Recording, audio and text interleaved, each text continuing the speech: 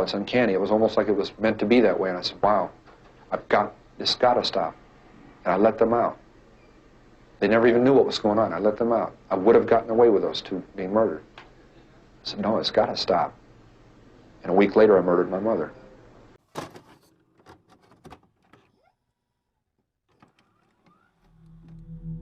Edmund Emil Kemper 1970s का वो serial killer जिसने पूरे अमेरिका की रातों की नींद उड़ा दी थी। और आखिर ऐसा क्या हुआ था उसके साथ जो एक नॉर्मल बच्चे से अमेरिकन हिस्ट्री का one of the worst serial killers बन गया। चलिए शुरू से जानते हैं। एडमंड का जन्म 18 दिसंबर 1948 में बर्बन कैलिफोर्निया में हुआ था। उसकी मॉम का नाम क्लारनेल एंड उसके डैड का नाम एडमंड कैम्पर जूनियर था। एड जब पैदा हुआ था तो उसका वेट नॉर्मल बच्चों से काफी ज्यादा था और जैसे जैसे एडमंड बड़ा होता गया तो उसकी हाइट भी नॉर्मल से ज्यादा तेजी से बढ़ने लगी and this man became 6 feet and 9 inches tall. मतलब एडमंड की हाइट 7 फीट के करीब थी और सिर्फ फिजिकली ही नहीं, वो मेंटली भी नॉर्मल लोगों से काफी आगे था। उसका IQ लेवल 145 था which is pretty insane. Normal लोगों का IQ 90 से 110 के बीच में होता है और अगर किसी का IQ नॉर्मल से ज्यादा हो तो उसे एक जीनियस माना जाता है and Edmund was one of them. सबको लगा था कि एडमंड बड़ा होकर लाइफ में कुछ बहुत बड़ा करेगा एंड उसने किया भी। He turn out to be the worst serial killer ever and जिस हिसाब से वो अपने विक्टिम्स की बॉडीज को डिसमेंबर करता था that wasn't human. But Ed का बचपन काफी नॉर्मल था, बिल्कुल बाकी बच्चों की ही तरह। उसके अलावा उसकी 2 बहनें भी थी। एड की अपने डैड के साथ बहुत अच्छी बॉन्डिंग थी बट उसकी मॉम के साथ उसका रिश्ता वैसा नहीं था जैसा एक बच्चे का होना चाहिए।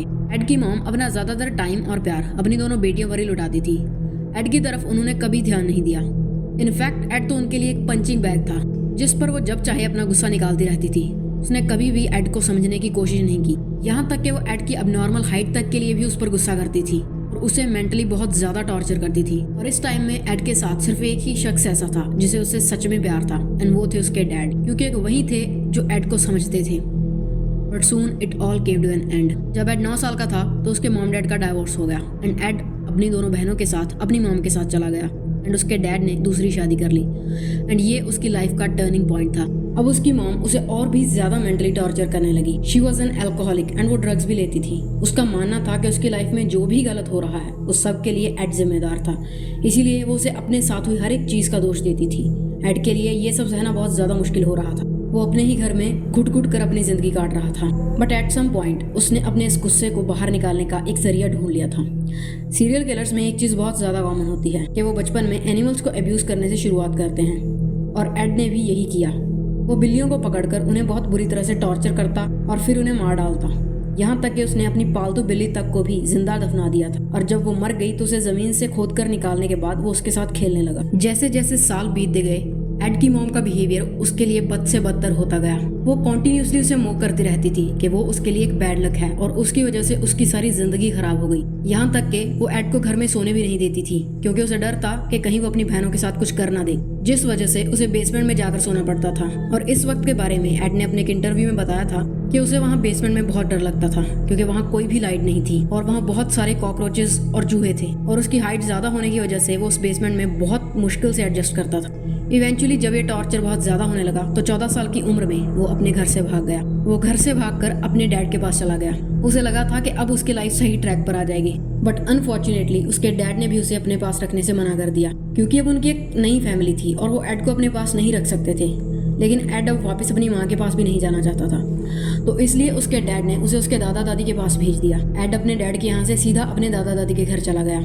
बट यहाँ आकर उसने रियलाइज किया कि उसकी दादी का बिहेवियर काफी ज्यादा उसकी मॉम के जैसा ही था। उसकी दादी बिल्कुल उसकी मॉम की ही कॉपी थी। जैसे उसकी मॉम उसे बुरा भला बोलकर टॉर्चर किया करती थी, अब वही सब उसकी दादी करने लगी थी। हर छोटी छोटी बात पर उसे रोकना टोकना और उसकी इंसल्ट करना। पर उसके दादाजी का नेचर उसके पापा की तरह ही काफी अच्छा था। He had no problem with his grandfather. वो एड को अपने साथ अपने फार्म पर भी लेके जाते थे और यहाँ उन्होंने उसे राइफल चलाना भी सिखाया था। वो दोनों मिलकर हंटिंग करने भी जाते थे। पर घर पर वापस आने के बाद उसे वही सब मेंटल टॉर्चर झेलना पड़ता था। उसकी दादी का उसे बात बात पर रोकना टोकना, पर एड फिर भी ये सब कुछ चुपचाप सह रहा था।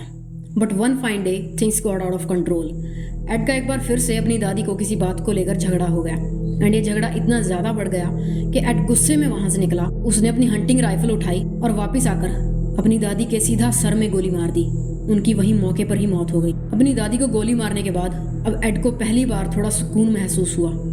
इसके बाद वो घर से बाहर जाकर बैठ गया और जैसे ही उसके दादा मार्केट से वापस आए उसने उन्हें भी शूट कर दिया। अपने दादा दादी को मारने के बाद उसे समझ नहीं आ रहा था कि अब वो क्या करे, तो उसने अपनी मॉम को कॉल किया। उसकी मॉम ने उससे कहा कि वो चुपचाप जाकर सरेंडर कर दे। उसने वैसा ही किया और जब पुलिस ने उससे उसके दादा दादी के कत्ल करने की वजह पूछी तो उसने कहा कि उसने अपनी दादी का कत्ल इसलिए किया क्योंकि वो देखना चाहता था कि उसकी दादी को मारने के बाद उसे कैसा फील होता है। एंड उसके दादा को उसने इसलिए मारा क्योंकि वो नहीं चाहता था कि वो अब इस गम में जिए कि उनकी पत्नी अब इस दुनिया में नहीं रही।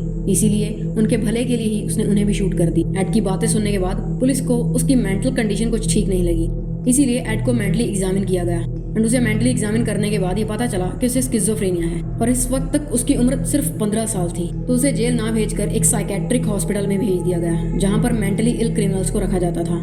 और यही वो जगह थी जिसने उसे आगे जाकर एक सीरियल किलर बना दिया, क्योंकि यहाँ वो बहुत से ऐसे क्रिमिनल से मिला जिन्होंने सिर्फ मजे के लिए बहुत से लोगों की जान ली थी और वो अपनी ये कहानियां एड को सुनाया करते थे, जिसका एड के दिमाग पर काफी गहरा असर हुआ। 6 साल तक यहाँ रहने के बाद 18 दिसंबर 1969 को डॉक्टर्स ने उसे मेंटली फिट डिक्लेयर कर दिया एंड अब वो आज़ाद था। बट वो अपनी माँ के पास नहीं जाना चाहता था, बट उसकी मर्जी के खिलाफ उसकी कस्टडी उसकी माँ को ही दे दी गई, जो कि इस वक्त तक university of California Santa Cruz में एक एडमिनिस्ट्रेटिव स्टाफ की पोस्ट पर थी। एड अब 21 साल का हो चुका था and as a career option वो एक पुलिस ऑफिसर बनने का डिसाइड करता है। बट काफ़ी मेहनत करने के बाद भी वो पुलिस फोर्स ज्वाइन नहीं कर पाता एंड उसका कारण था उसकी हाइट का ज़रूरत से ज़्यादा हो। वो छोटी मोटी नौकरियां करने लगता है और इसी टाइम के दौरान उसने अपना एक अपार्टमेंट भी किराए पर ले लिया था अलग से अपनी मॉम से दूर, ताकि उसे अपनी मॉम का चेहरा ना देखना पड़े। वो बस छोटी मोटी नौकरियां करके ही अपना टाइम पास कर रहा था और उसमें से भी ज़्यादातर टाइम वो बस अपनी कार को लेके इधर उधर घूमता रहता था। और इसी बीच उसने ये चीज़ नोटिस की कि यूनिवर्सिटी के बहुत से स्टूडेंट्स हिचहाइकिंग करते हैं। हिचहाइकिंग में बेसिकली लोग अनजान लोगों से लिफ्ट लेते हैं जो कि उसी तरफ जा रहे होते हैं जहाँ पर उन्हें जाना होता है। एंड ये सब जानने के बाद उसके दिमाग में एक खतरनाक प्लान बनने लगा और इसके बाद से ही वो अपनी गाड़ी में प्लास्टिक के बैग्स, चाकू, रस्सियाँ, टेप्स ये सब चीज़ें रखने लगा। और किसी भी हिचहाइकर को अपना शिकार बनाने से पहले उसने 11 महीने तक तकरीबन 150 हिचहाइकर्स को अपनी गाड़ी में लिफ्ट दी ताकि वो वहाँ के रास्तों से फेमिलियर हो सके और उसे अपने प्लान को अंजाम देने में कोई दिक्कत ना आए।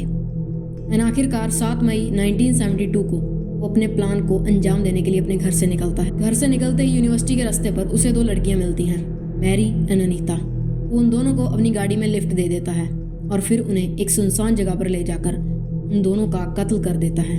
इसके बाद वो उनकी डेड बॉडीज़ को उठाकर अपने फ्लैट में ले आता है जहाँ वो उनकी डेड बॉडीज़ के साथ सेक्सुअल असॉल्ट करता है।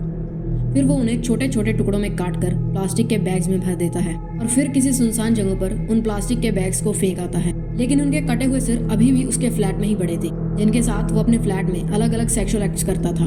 और जब वो गलने लगे तो आखिरकार वो उन्हें भी कहीं दूर फेंक आए। इसके बाद कुछ दिन बीतते हैं और वो एक और लड़की जिसका नाम आइको कू था और जिसकी उम्र सिर्फ 15 साल थी उसे अपना शिकार बनाता है और ठीक उसी तरीके से उसकी भी हत्या करके उसे सेक्सुअली असॉल्ट करने के बाद उसकी भी लाश को उसी तरीके से ठिकाने लगाता है। इसके बाद 3 और लड़कियां उसका शिकार बनती हैं जिनके नाम थे Cindy Shaul, Rosalind Thorpe and Alice Lee. और क्योंकि उसकी सभी विक्टिम्स यूनिवर्सिटी स्टूडेंट्स थे इसीलिए उसे कोएड किलर का नाम दिया गया। अब तक एड 8 कत्ल कर चुका था और ये सब कत्ल उसने सिर्फ अपने मजे के लिए किए थे, बट उसका फाइनल प्लान तो कुछ और ही था।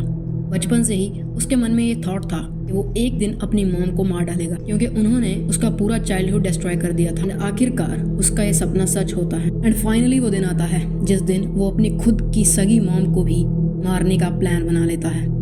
अप्रैल 1973 की एक शाम को उसकी मॉम एक पार्टी से घर लौटती हैं और सीधा अपने कमरे में सोने चली जाती हैं। देर रात एड उनके कमरे में जाता है अपने हाथ में एक बड़ा सा हथौड़ा लेकर, और जब वो नींद में होती हैं वो एक के बाद एक उस हथौड़े से उनके सर पर वार करके बहुत ही ब्रूटल तरीके से उन्हें मौत के घाट उतार देता है। और वो यही नहीं रुकता, इसके बाद वो उनके सर को उनके धड़ से अलग करता है, फिर उस सर को एक शेल्फ पर ले जाके रख देता है और जोर जोर से चिल्लाकर उस पर अपना गुस्सा निकालने लगता है। बचपन से अब तक जो भी चीज़ें जो भी बातें उसने अपने अंदर दबा कर रखी थी वो सब उनके चेहरे के सामने बोल देता है। और इसके बाद वो उनके सर को उठाता है और उसकी ज़बान काट कर एक डस्टबिन में फेंक देता है। फिर वो अपनी मॉम की डेड बॉडी को एक अलमारी में छुपा देता है। इसके बाद वो अपनी मॉम की एक बेस्ट फ्रेंड को कॉल करके अपने घर पे बुलाता है डिनर करने के लिए। जब वो उसके घर पहुंचती हैं तो वो उन पर भी हमला कर देता है और उनकी भी जान ले लेता है। उनकी बॉडी को भी वो एक दूसरी अलमारी में छुपा देता है। दोनों बॉडीज को छुपाने के बाद वो अपनी कार लेकर अपने घर से फरार हो जाता है और अगले कुछ दिनों तक वो लगातार ड्राइव करता रहता है। बट इतने दिनों तक उसकी मॉम की बॉडी उसके घर में ही पड़ी रहती है क्योंकि किसी को भी इसके बारे में पता नहीं चलता। बट इवेंचुअली एड खुद ही फोन करके पुलिस को ये सब कन्फेस कर देता है। अपनी मॉम के मर्डर के अलावा वो ये भी कन्फेस करता है कि कोएड किलर भी वही है जिसने हाल ही के टाइम में यूनिवर्सिटी स्टूडेंट्स का मर्डर किया है। And finally he gets arrested and उसे उन सब कत्लों के लिए उम्र कैद की सज़ा होती है। एड अब भी जेल में बंद है एंड उसकी उम्र अब 74 हो चुकी है। तो ये था हमारा आज का case and I hope you find it informative. And आपको क्या लगता है कि अगर एड की मॉम ने उसे प्यार दिया होता जो वो डिजर्व करता था तो क्या वो एक सीरियल किलर बनने से बच सकता था? ड्रॉप योर व्यूज एंड फिर मिलेंगे।